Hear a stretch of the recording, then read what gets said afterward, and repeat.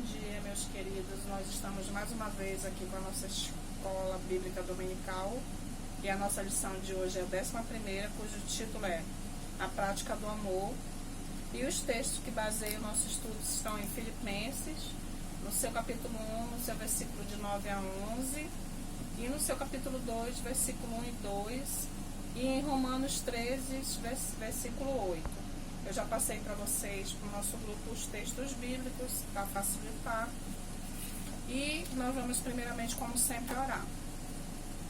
Meu Deus, meu Pai amado, nós pedimos, Senhor, que Tu estejas presente, meu Pai, no meio de nós, nos inspirando, Senhor, através do Teu Espírito Santo, para que a nossa lição seja aprendida de acordo com a Tua vontade, meu Pai.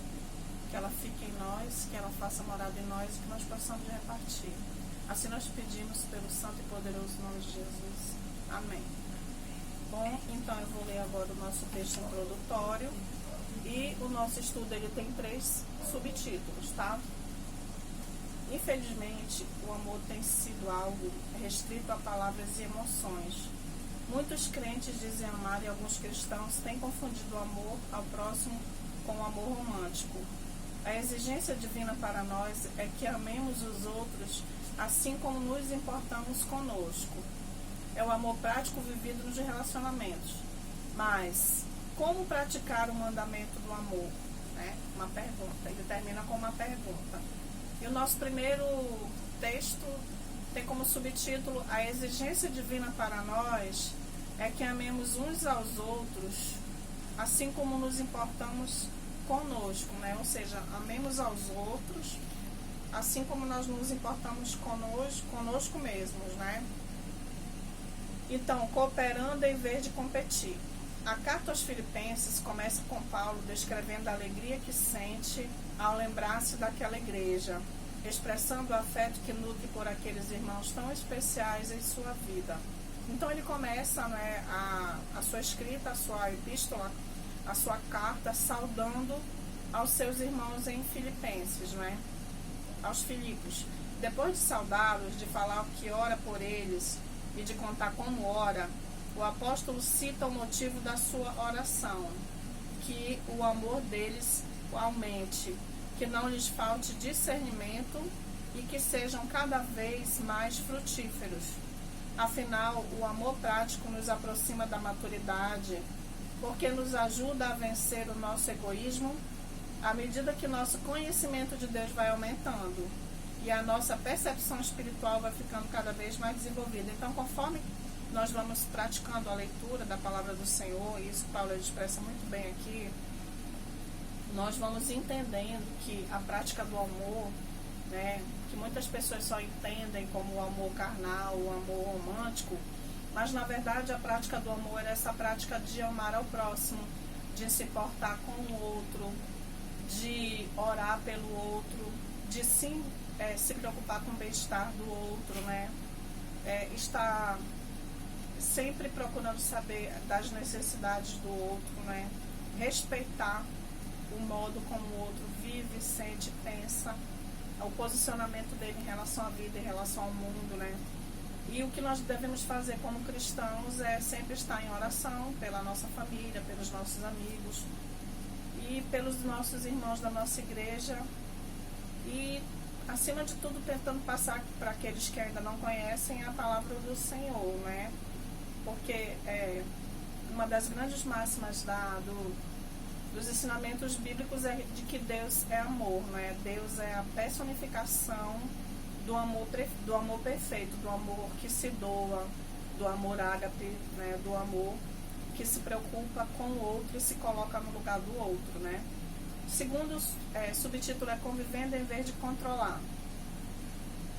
No capítulo 2 de Filipenses, Paulo conta para os seus leitores que deseja saber se todos caminham em unidade, amor e humildade. Unidade é andar unidos, amor, amando uns aos outros, E humildade é tendo essa questão de se colocar no lugar do outro, A humildade, ela reflete muito o caráter do cristão. Como o cristão se comporta diante do mundo, como é esse comportamento dele, se é um comportamento humilde, né? Um comportamento de obediência a Deus, obediência aos seus líderes, aos seus pais, ao seu próximo, e também de amor para consigo mesmo e amor para com o próximo, né? A humildade é um conjunto de todas essas coisas. Afinal, o maior empecilho à comunhão de uma igreja é a guerra de egos. Isso aqui é uma coisa que eu achei muito interessante. Muitas igrejas, elas vivem isso, né? Muitas igrejas passam por isso, por essa questão da guerra de egos, de pessoas, de irmãos que querem posicionamentos, almejam cargos, né? Sem pensar na unidade da igreja, no que é melhor para a igreja, no que é melhor para os irmãos, né? Há pessoas que se ressentem por ter de atender a outras ou de se submeter a elas. Muitas pessoas, meus queridos, elas têm dificuldade em obedecer aos seus superiores, obedecer aos seus pais, aos seus superiores no seu trabalho, na sua escola. É bem comum a gente encontrar com pessoas, inclusive entre os jovens mesmo, né? Isso é muito comum entre os jovens, essa questão de ter uma certa dificuldade em obedecer, né? Em respeitar regras. Mas para que a unidade aconteça, ou seja, para que exista união, é preciso que haja regras, e as regras só vão surtir efeito se nós a obedecermos, né? Então é muito importante que nós tenhamos a ciência de que obedecer regra é fundamental para qualquer comportamento, né? Tanto do cristão quanto da nossa sociedade como um todo, né? Porque onde você anda, onde você convive, existem regras, né? E se você quebra essas regras, problemas virão a acontecer. E isso não é diferente na igreja, né? Na igreja nós precisamos obedecer e respeitar as nossas lideranças, né? É muito importante que nós também saibamos desenvolver bem o papel que nos cabe na nossa igreja, mesmo que seja um papel que não seja de tanto destaque assim. Aí ele vem dizer aqui, ó: nesta guerra de cada um por si, corremos o risco de ser um bando de cavaleiros solitários, pois na unidade, ou seja, com a união, até quem perde ganha, né? Porque quando todo mundo trabalha unido, todo mundo vai se beneficiar. Enquanto que na divisão, até quem ganha perde, né? Quando você se desune, há uma divergência, uma divisão, todo mundo sai perdendo, porque a desunião, ela causa muitos danos e ela não é abençoada pelo Senhor, né? Então, o terceiro subtítulo é Conversando em vez de combater. Do versículo 8 em diante, encontramos recomendações a respeito do nosso relacionamento com os demais cidadãos. Perdão. Fazer o bem ao próximo e não fazer o mal a ele. Assim como honrar as autoridades, fazer o bem ao próximo e obedecer a Deus, né? Então, honrar as autoridades na sua igreja, no seu estado, no seu país, no seu local de trabalho, na sua escola, é muito importante. E no item amar, nós sempre estaremos devendo.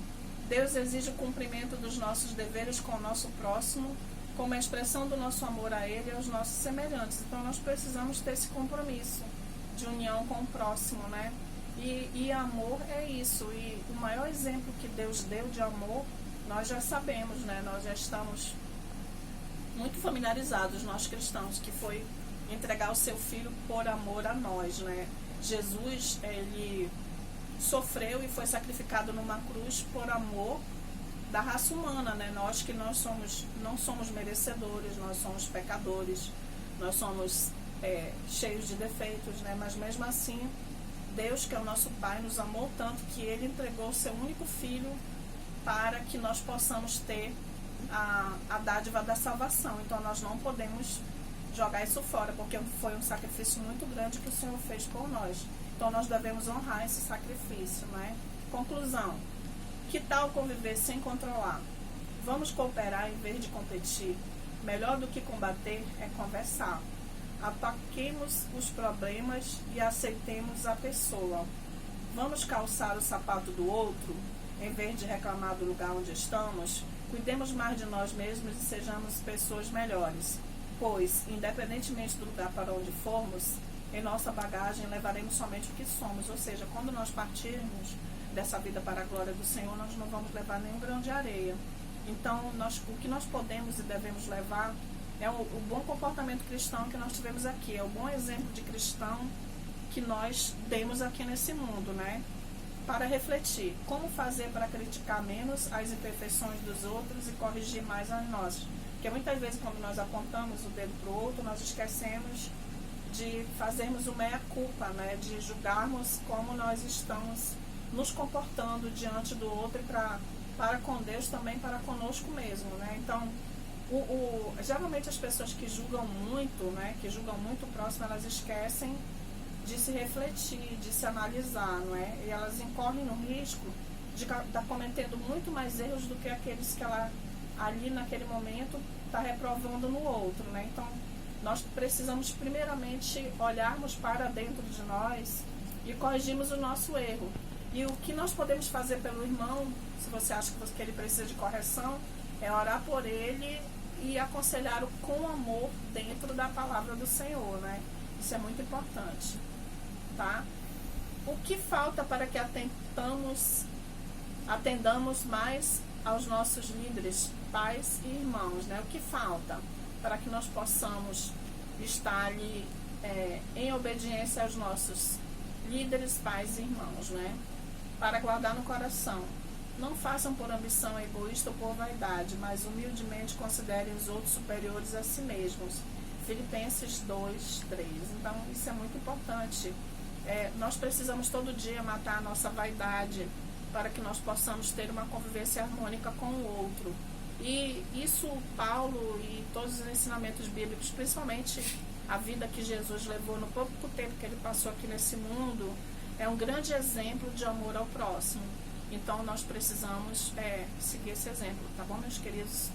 Então, até logo mais com as perguntas da irmã Denise. Obrigada.